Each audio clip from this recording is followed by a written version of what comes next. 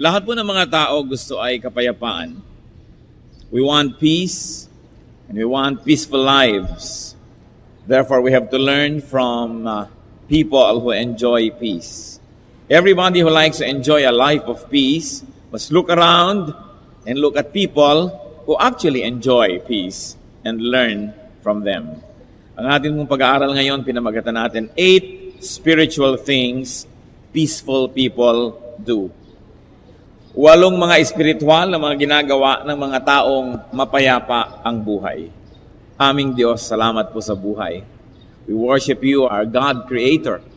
We praise you, our Father in heaven, God Almighty, for your goodness, for your kindness, and for your creative activity in our lives.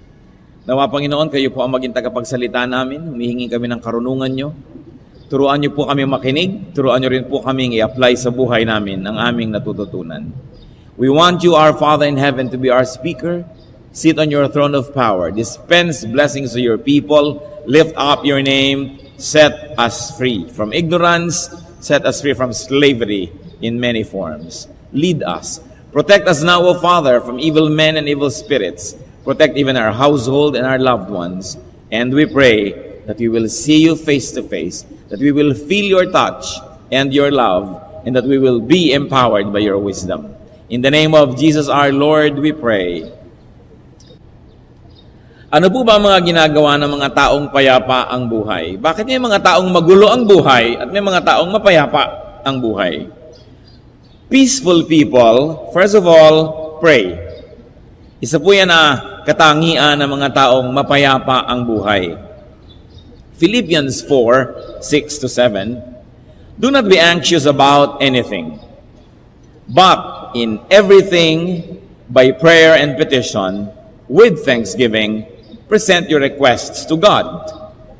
And the peace of God, which transcends all understanding, will guard your hearts and your minds in Christ Jesus. These verses alone are worthy of a day-long study.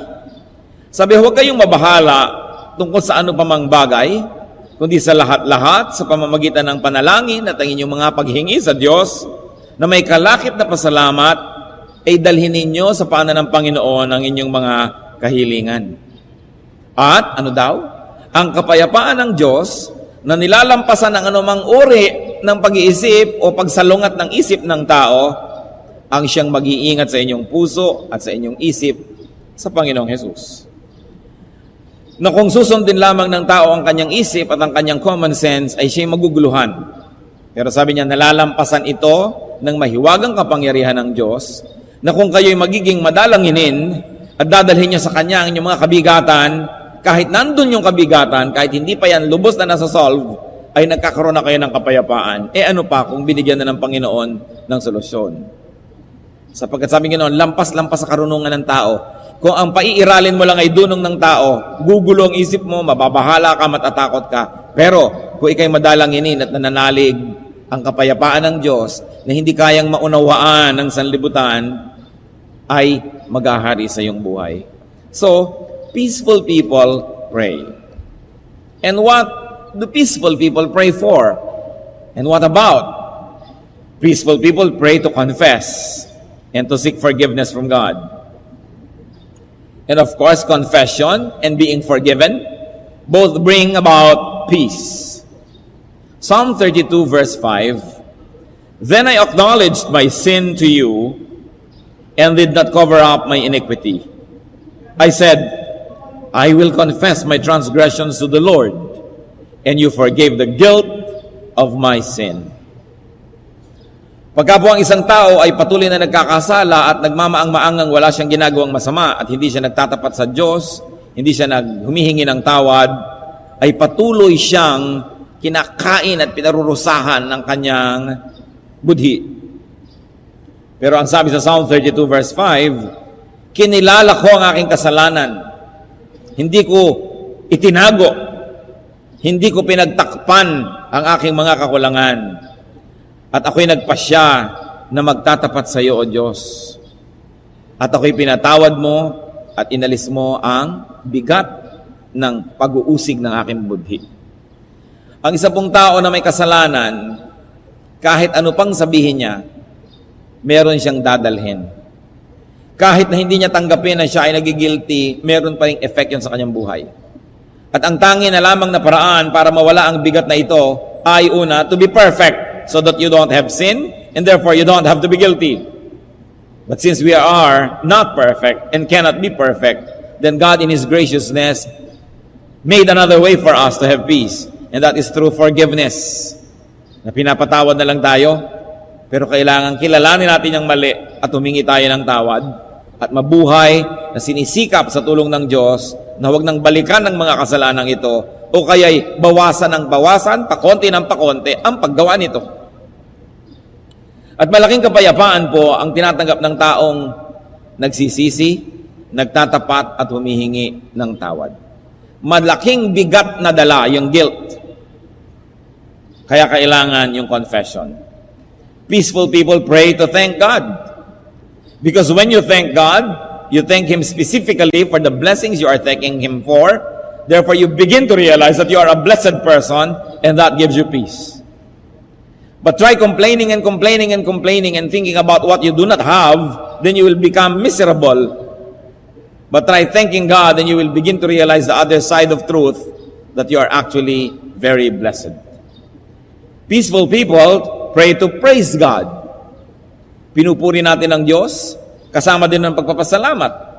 Sapagkat sa pagpupuri natin sa Kanya may himalang nagaganap, nababago ang ating attitude, nakikilala natin siya ng lubos, at nagahari ang contentment, ang kapayapaan sa buhay ng tao.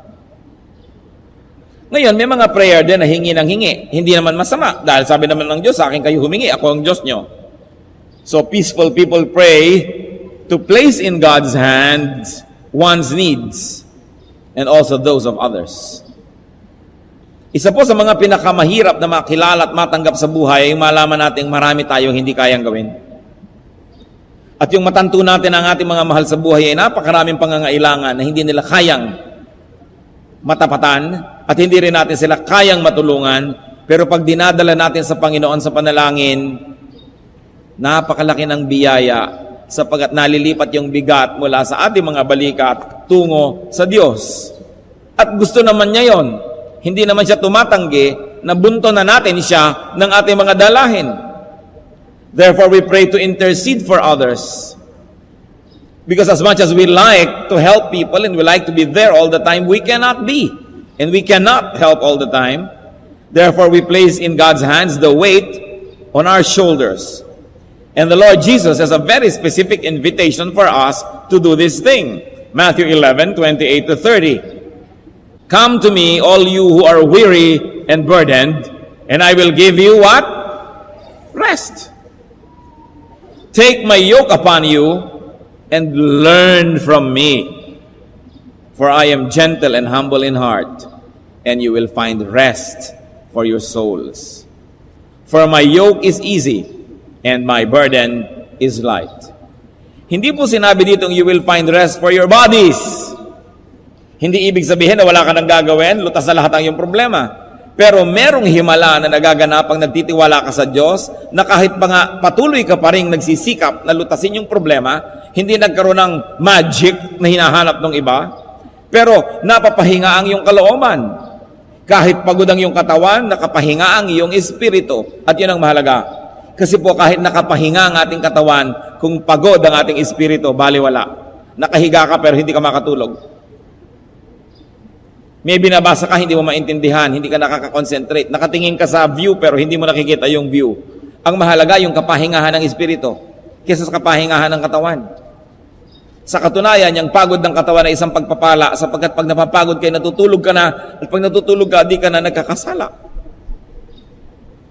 Kaya yung mga taong hindi napapagod, lagi na lamang maluwag ang buhay at lagi na lamang iba ang gumagawa ng lahat-lahat para sa kanila, wala tuloy magawa, kaya kung ano-anong iniimbentong kasalanan.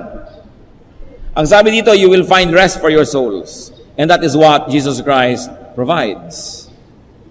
Sabi niya, itambak niyo sa akin ang inyong mga suliranin. Pero hindi naman ibig sabihin hindi ka natutulong. Sabi niya, take my yoke upon you. Ang uso po sa Israel noon, yung double yoke. Yung hayo, pag humihila siya ng mga kung ano man, let's say isang cart o isang karwahe, yung dalawang yokes dito sa batok para dalawang hayop ang humihila, nagkakatulungan. Kaya sabi ni Lord, take my yoke upon you. Tutulungan kita, magtulungan tayo. Hindi natin ibubuntun lahat sa Kanya, pero meron tayong katuwang. At yun lang, may kasama ka kahit ka nahihirapan, malaking comfort na yan. So spiritual people become peaceful because they pray. Also, peaceful people ask to be prayed for. In fact, they get prayed for. Isang mahalaga po yan na ginagawa ng mga taong tahimik ang buhay. They receive the blessings of intercessory prayer. Kaya kesa kung ano-anong mga regalong hinihingi natin sa tao at inaasahan at hinihiling, napakagandang humiling ng panalangin. Pwede po bang ipanalangin niyo ako? Ipanalangin niyo ako? Because the prayer of a righteous man availeth much. The prayer of righteous people achieve much. Kaya itong si Peter, nung siya'y nakakulong, anong blessing ang natanggap niya? Acts 12:5. So Peter was kept in prison, but the church was earnestly praying to God for him. At alam natin ang nangyari. Nalagot ang tanikala, umuga ang kulungan, kung ano-anong mga nangyari. Bumukas ang pinto na bakal, at si Peter ay pinawalan ng anghel dahil sa panalangin ng mga mananampalataya. The best gift that you can receive from people is their prayer for you. Huwag nating mamaliitin yun. Kaya kung minsan yung mga iba nagsasabi, pasensya na po kayo, hindi ako makapagregalo sa inyo, wala akong kakayahan, hindi ako mayaman. We always say, ipanalangin niyo po ako, salamat na lang sa prayer na yan. At talagang sincerely, we should thank people when they pray for us. May nagpe-pray po ba para sa inyo? O baka meron nga ang panalangin ay mahulog kayo sa kanal, masagasaan kayo ng tricycle, malason sana kayo sapagkat nakakainis kayong tao. Baka gano'n ang panalangin. Kaya lalong gumugulo ang inyong buhay. Dahil dinidinig din ng masasamang espiritu yung mga masasamang dasal, at kahit paano may nagagawa rin sila. Alam nyo naman, ang mga espiritu ay buhay na buhay. Kaya sikapin natin kung ipinapanalangin tayo ng tao yung para sa ikabubuti natin. Hindi yung para tayo mawala na sa mundong ibabaw. Prayerful people achieve much. And those who get prayed for, without them praying, achieve so much more. Kaya nakakatuwa niyo, ipinagdadarasal ka. Ako po, walang inihiling sa mga tao. Lagi kundi, ipag-pray niyo po. Ipag-pray niyo po ang inyong lingkod. At salamat. Sapagkat tayo man mga kapatid, damang-dama natin kung may nananalangin para sa atin. Damang-dama. Ako lang po, damang-dama ko na may maraming nananalangin sa inyo para sa akin at salamat. Damang-dama, hindi pwedeng maikubli sapagkat ang mga espiritu natin nag-uusap kahit magkakalayo ang ating mga katawan. There is so much communication happening in the spiritual world. Peaceful people worship. And when they worship, they really do worship. They do not just attend a program, they do not just attend a worship service, but they worship. And you worship corporately, and very importantly, by yourself or even though in a crowd, to worship personally and individually. At ako po, lagi kong hinihimok ang ating mga kapatiran to develop a personal worship. Worship. Paano po ba natin nalalaman na naka-worship tayo? One of the meanings of being able to worship is when we forget ourselves. When we forget everything and everyone else and just focus on God. Kaya nga mo mahalaga yung music, mahalaga yung arts. Because sometimes through music, we are able to transcend our physical existence and get into a spiritual plane through the arts. Nararanasan niyo po ba na pag umaawit kayo sa Panginoon, lalo't mataimtim, at hindi niyo pinapansin yung kuko ng inyong katabi, hindi niyo pinapansin kung anong mali sa ilaw o maling spelling ng mga words ng kanta, at hindi natin pinapansin yung kung sino-sino, hindi niyo po ba nahalata na nakakalimot din tayo? Nalilimutan niyo ang inyong sarili, nalilimutan niyo ang inyong kapaligiran, at talagang tayo ay pumapasok sa presensya ng Diyos. That is worship. Pero sa pag-attend natin ng worship service, kung wala na tayong nakita kundi yung tama, yung mali, tayo po na ng puna, hindi tayo nakalimot, kumbaga. Baka umattend lang tayo ng program. Mahalaga na nakakalampas tayo doon sa ating existence at umaangat at nadadala tayo sa spiritual world. It's important, brothers and sisters, to develop ways to worship. You've got to have your personal way to worship, to develop ways to be transferred spiritually to the kingdom of God, to the kingdom of heaven. And the arts can be very, very helpful through singing, through dancing. Some people, when they dance with the Lord, they forget themselves and just focus on God. And then they're able to connect. Some people do that when they praise or when they meditate. Or sometimes not by singing, but by listening to music, they are transported to the spiritual world, to the world of the Spirit. Yun naman sa pakikinig ng salita ng Diyos ng iba. Sa sermon, habang nakikinig sila sa salita ng Diyos at ito'y naipapaliwanag, ay nalilimutan nila ang kanilang kapaligiran at sarili at nauunawaan, oo nga, ganito nga ang connection ng buhay. A plus B equals AB. Pag ginawa ko ito, ganun nga ang nangyayari. And you become more and more like Jesus because the Word of God transforms you. Whatever it takes, mga kapatid, huwag kayong papayag na uma-attend lang kayo ng worship service. Dapat personally naka-worship tayo. Na merong katangian ng Diyos na natanto at nakilala natin. Na meron tayong kaluguran na naibigay sa Kanya. Na meron siyang sinasabing mensahe na nadinig at naunawaan natin dahil nakakonect tayo sa Kanya. This is what worship should accomplish. Kaya lugi yung mga pupunta pa daw sila sa church, napagod, na masahe, naggasolina, tapos hindi naman naka-worship. Dahil ang dadalang espiritu maghanap ng ipipintas, maghanap ng gulo. Kailangan talagang sa mo, Lord, ipaglalaban ko ito. I'm going to worship.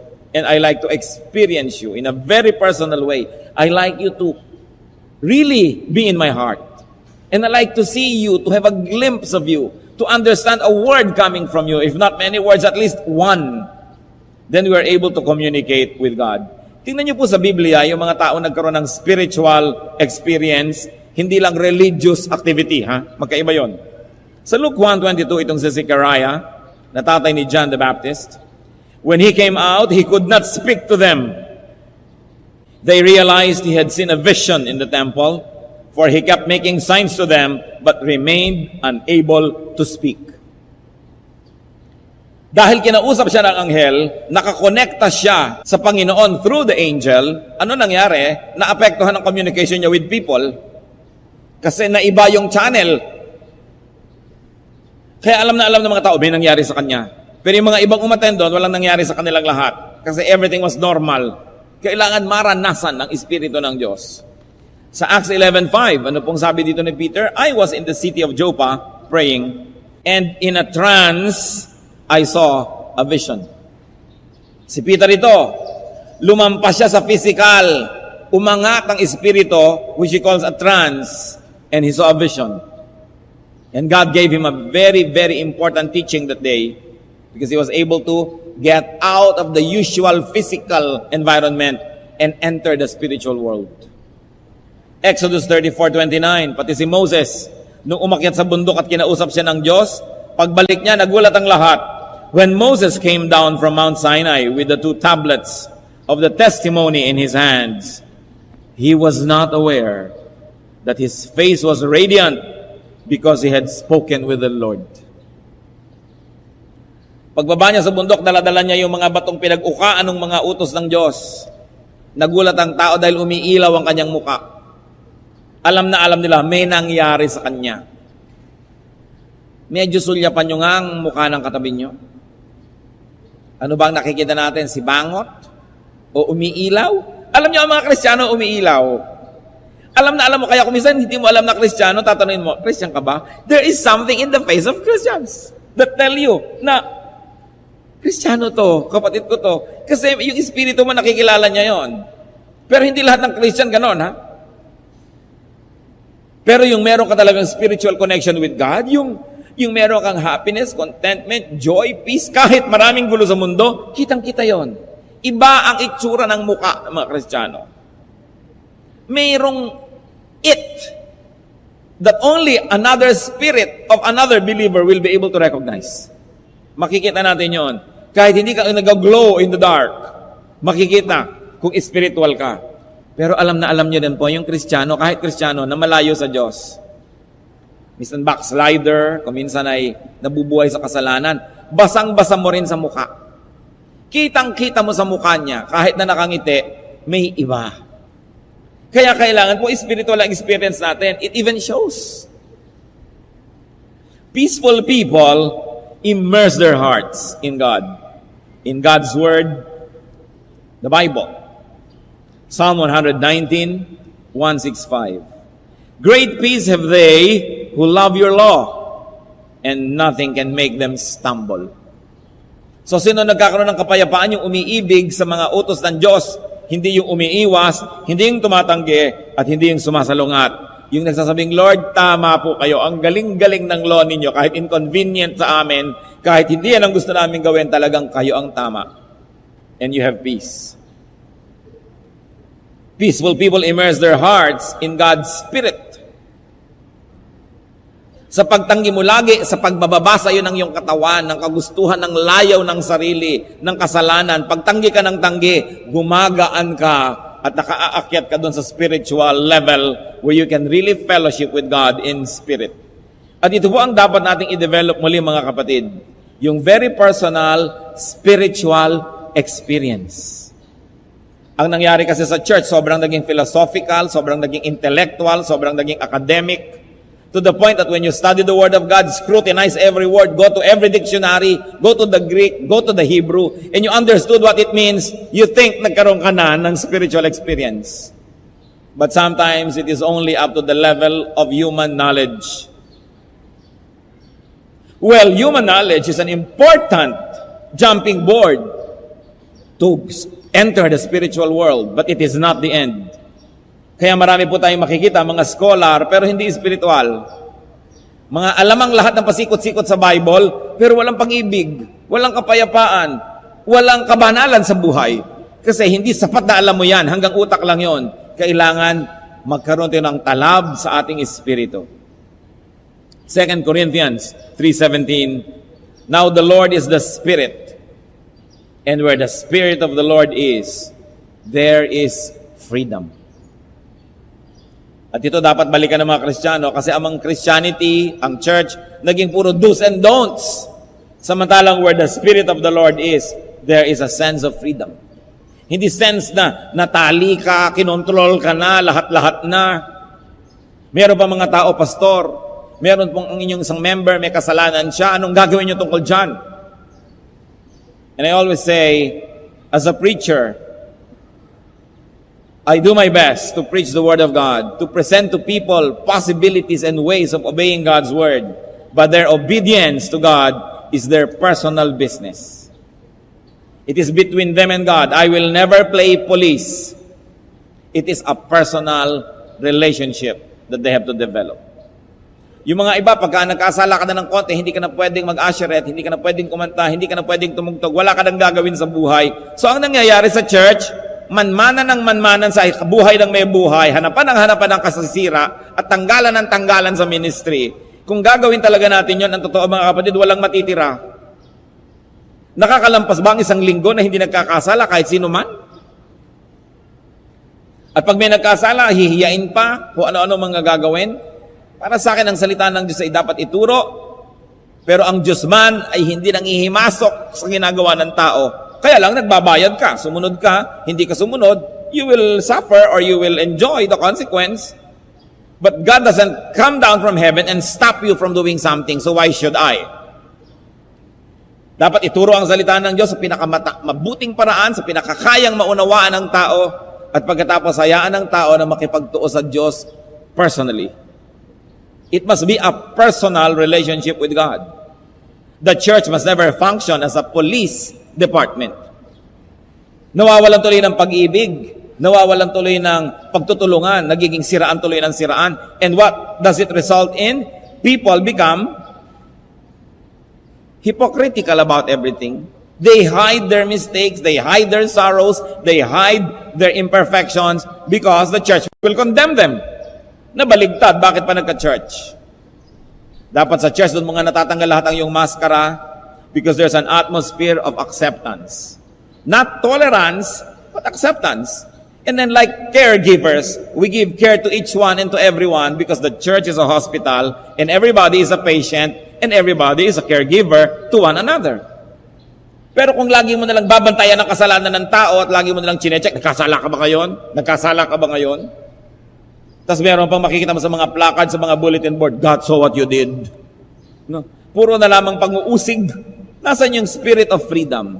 Will I be free to be able to tell you na meron akong weakness, na meron akong kasalanan, na meron akong mali para matulungan mo ako? O ikukubli ko ng ikukubli dahil oras na nalaman ng kapatiran pagpepiestahan. Kailangan po nating i-review yung ating spirituality. Because I always say there is a very wide gap between religiosity and spirituality. And in our fellowship, in our church, I don't want people to have to hide their sorrows and mistakes to the point that we cannot help them. But we must create an atmosphere where people may be free to admit that they are not perfect.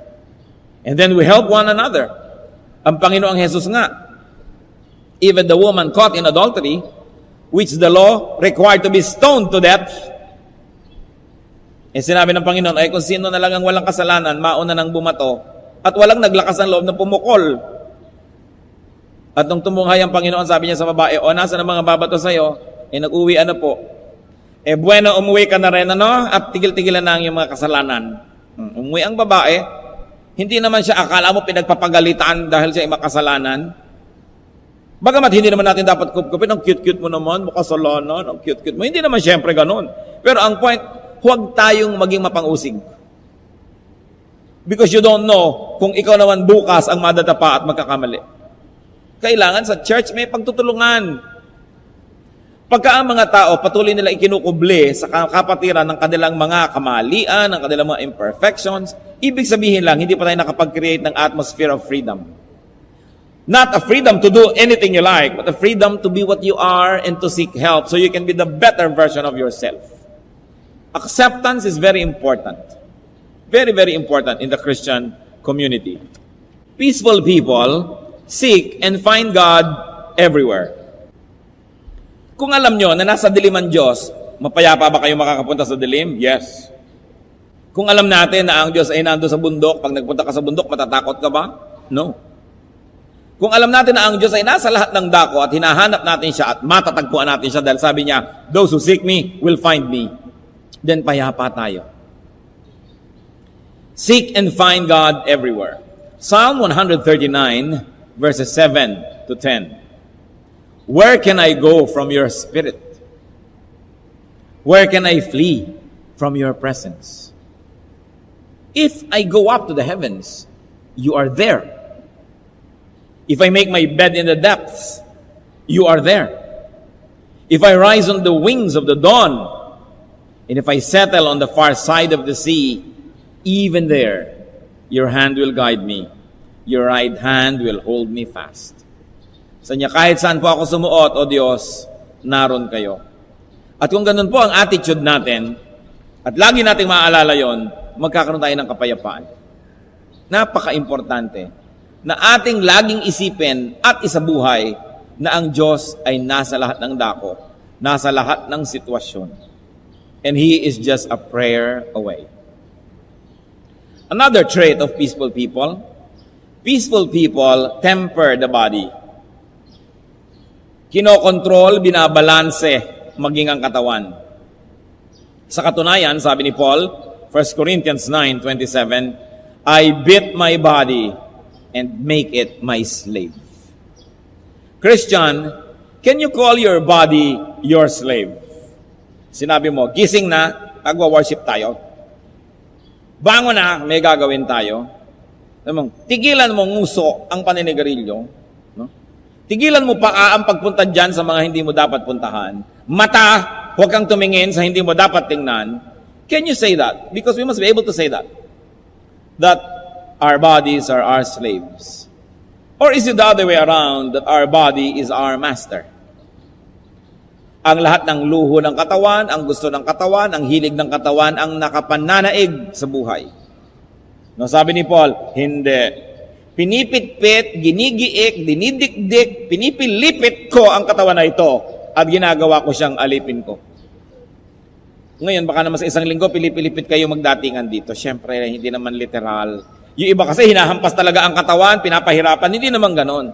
Yan ay isang talinghaga. Ibig sabihin, ako ang masusunod. Ang Espiritu ng Diyos na nasa puso ko masusunod. Hindi ikaw katawan. Although may mga gusto rin naman yung katawan na hindi naman pinagbabawal ng Diyos, mano ba naman pagbigyan? Pero doon lang sa mga bagay na hindi gusto ng Diyos, dapat Diyos ang nasusunod. Nakita niyo po yung mga tao na ang katawan nila ang kanilang amo, makakatiyak kayo, magulo ang buhay. Remember, ang pinag-uusapan pa rin natin, kapayapaan. Ang kapayapaan ay yung kakayahan na supilin ang mga kalabisan ng ating katawan na nagdadala sa atin sa gulo. Peaceful people temper not only their body but very especially worldliness. Ang pagiging makalupa, sobra. Titus 2:11-12. The grace of God that brings salvation teaches us to say no to ungodliness and worldly passions, and to live self-controlled, upright, and godly lives in this present age. So nakita niyo po, self-controlled. That's why I will not want to play police and control people. Because even the scriptures tell us that people must be self-controlled. God does not control us. Satan cannot control us. We have the will given to us by God as humans to control ourselves. But who controls you? Yan ang mahalaga nating tanong sa buhay. Binigyan na daw tayo ng kakayahang tumanggi sa lahat ng bagay na hindi makadiyos. At ang taong magkakaroon ng kapayapaan, tatandaan niyo mga kapatid, yun lang taong marunong tumanggi.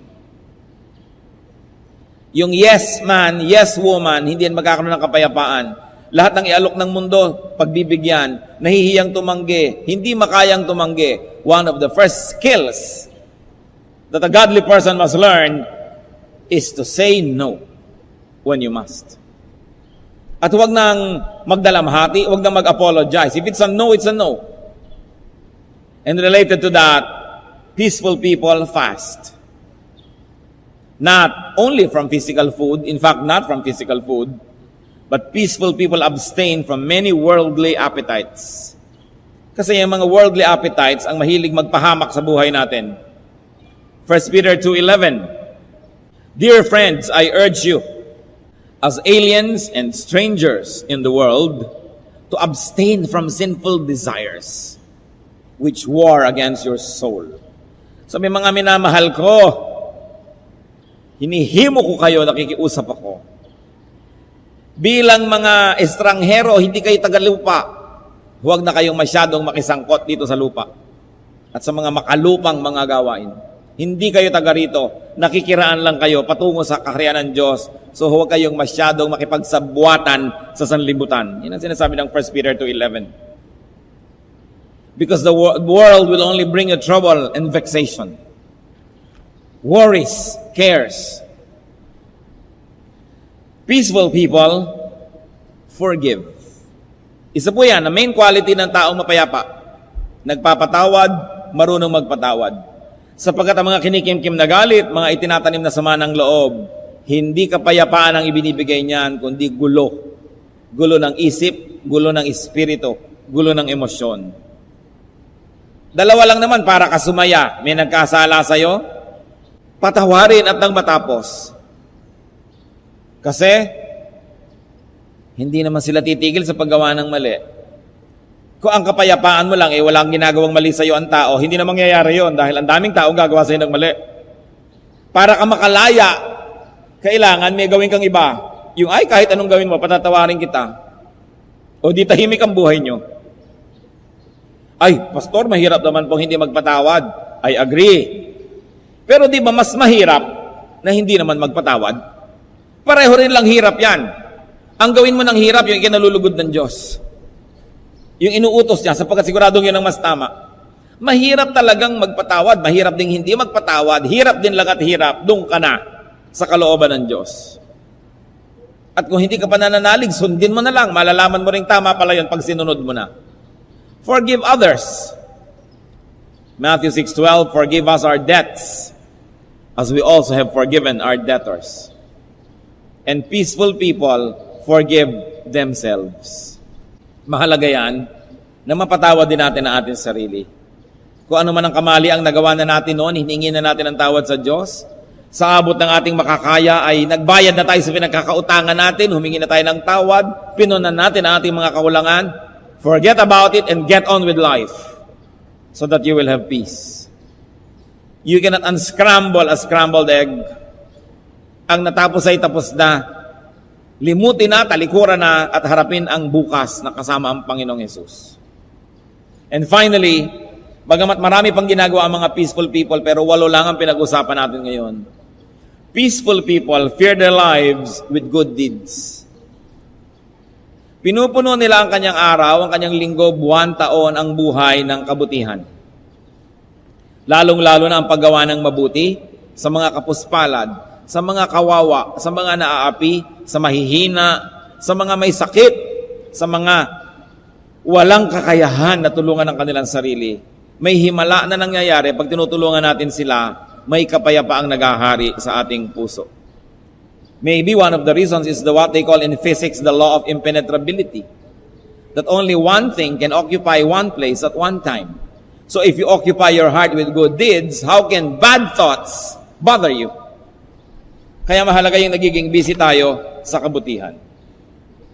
Mga kapatid, hindi na siguro natin kailangan pang ipag-iitan ito. Alam natin ito. We all want peace. But peace does not come automatically. Peace is fruit of discipline. It is a fruit of a disciplined spiritual life. Pinagpapraktisan, pinagpapasyahan na gagawin, at ipinaglalaban na laging gawin. Hindi nahuhulog mula sa langit na parang kometa ang kapayapaan sa buhay. Ito ay natatamo sa pamamagitan ng pagsisikap, ng practice, at ng consistent commitment. So be committed to do spiritual things, and peace will rule in your life. Huwag lang tayong umasa doon sa peace sa kabilang buhay, kundi peace on earth. Sapagkat yung mga anghel na nag-awitan nung isinilang ang Panginoong Hesus, ang awit nila, peace on earth. Hindi peace in heaven, hindi peace in the next life, but peace on earth. At hindi naman siguro sobra na ambisyon natin na magkaroon ng gano'n na ating buhay. Mga kapatid, kung kayo po payapa na, magpasalamat kayo sa Diyos. Maraming hindi pa payapa. Kailangan sundin natin yung mga spiritual laws. Dahil tulad ng binanggit, hindi yan automatic. Yan ay bunga ng pagsisikap na pinagpapala naman ng Diyos pag pinagsusumikapan. Aming Ama, salamat sa iyong mga paalala sa amin kung paano kami magkakaroon ng payapang buhay. Nais namin, Panginoon, matamasa ito. Kayo na pinagmumula ng kapayapaan, nawa ang munting mensahe na pinagsalusaluhan namin, kapulutan ng aral ng mga taong magugulo ang buhay. Napakasarap umamin sa Diyos, napakasarap magsabi sa Kanya, dahil para siya isang manggagamot na pag sinabi mong may karamdaman ako, kayo ang makakagaling sa akin, ay nariyan siya just a prayer away. Panginoong Diyos, ayaw niyong magulong buhay namin. Sinabi ng Panginoong Hesus, my peace I give to you. Lord, tumitindig sa iyong harapan po ang mga babae at lalaking sumusuri sa buhay nila at nagsasabing more than trouble than peace. Lord, we know that this is not your will for these men and women. That this is not your will for any one of us. That this is the work of the evil one. That this is the work of falsehood. That this is not the work of truth, because the truth sets free. So we ask you, Father, lahat ng nakikisa sa dalangit nagsasabi ring ako ang buhay ko'y magulo. Panginoon, hipuin mo po ngayon, humihingi kami sa iyo ng isang emergency room treatment. Na magkaroon ng himala ang damdamin, ang puso ng mga kapatid na ito at magkaroon ng puwang ang kapayapaan. At patapos yan, Panginoon, humihingi kami ng sustained recovery treatment coming from you. Nawa, Panginoon, ipakita mo sa mga kapatid kung anong dahilan, kung anong pinto na pinapasukan ng gulo, papasok sa buhay nila. At nawa magkaroon ng mga kapatid ng karunungan na isara ang pintong ito. Palabasin ang mga magugulot ng gugulo at papasukin ang iyong espiritu at ang lahat ng makapagbibigay ng kapayapaan sa buhay. Ituro mo, Panginoon, kung sakaling nadidimla ng isip at natatakpan ang katotohanan, buksan mo ang mata ng mga anak mo nang makita nila kung ano, kung sino ang nagiging dahilan ng gulo ng kanilang buhay. Maaaring ito'y ibang tao, maaaring sila mismo. Maaring kami mismo, Panginoon, ang lumilikha ng gulo ng buhay namin. So ituro mo ang aming pananagutan at ang maituwid namin, at ituro mo, Panginoon, ang dapat na pasyang gawin, ang mga pintong dapat isara na pinapasukan ng mga gulo sa aming buhay. Teach us, O God. At nawa, puspusin mo ng habag at awa ang mga kapatid na ito na nabubuhay sa kaguluhan. Kung parang magulong buhok, suklayin mo ang buhay nila at magkaroon ng kaayusan. Bigyan mo sila ng karunungan, lakas ng espiritu at loob na magpasya ng mga tamang dapat gawin upang maituwid ang mga liko. At dalangin din namin, Panginoon, padalhan niyo po sila ng mga anak mo ring makatutulong. Mananalangin para sa kanila, magbibigay ng mabubuting mga payo. At nawa, Panginoon, sa iyong sariling paraan na makapangyarihan at mahiwaga, bigyan mo sila ng maraming katuruan at karunungan. Kaming lahat humihingi sa iyo ng kakayahan na makilala ang gumugulo sa aming buhay at ito'y alisin. Huwag kaming makinig sa aming damdamin, sa aming emosyon. Huwag kaming makinig sa aming mga desires, sa aming kagustuhan ng comfort, kundi ang sundin namin yung tinig mong nagpapalaya. Set our brothers and sisters, set us free from troubled lives. At